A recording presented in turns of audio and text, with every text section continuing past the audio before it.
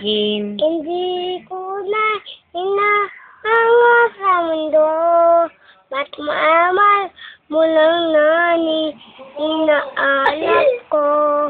Ano ba yan? Maaliban, sana'y tatawarin mo ako sa isa. O, kay Santino naman. May bukas pa sa iyong bukas. Tulungan ka ng Diyos na may ang iyong nandaramdam ng iyong nandaramdam.